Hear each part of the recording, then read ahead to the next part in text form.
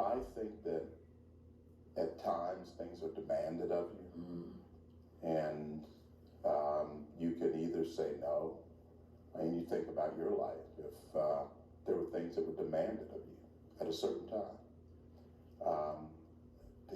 I remember when, and I relate this in my book. When I got here, I spoke with Justice Marshall, and I said, "Boy, I'm sitting here talking to Justice Marshall, and I'm like a kid, wow." 2.5 hours later, and what was supposed to be a 10-minute meeting. During that 2.5 hours, I said to him that if I'd had the courage when he was going around the South arguing these separate but equal cases and eventually leading up to Brad, that I wish I could have been there with him, but I don't know if I would have had the courage. And he just sort of leaned up in his desk and he just said, I had to do in my time what I had to do, and you have to do in your time what you have to do. And I think it might come down to that for leaders, that we're called on to do certain things at a certain time.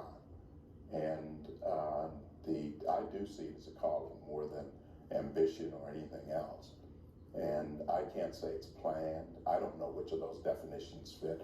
I think that they all might be right to a certain extent. I think it might be an uncertain calculus that leads us where we are.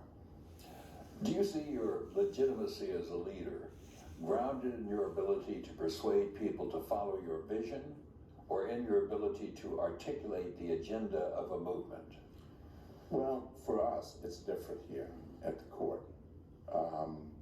When I was at EEOC, it was leading people in a direction.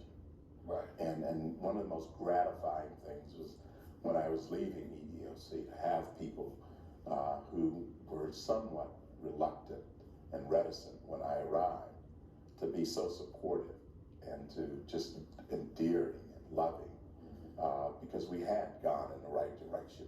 And whether no one else knew it, they knew it. And that's all that mattered.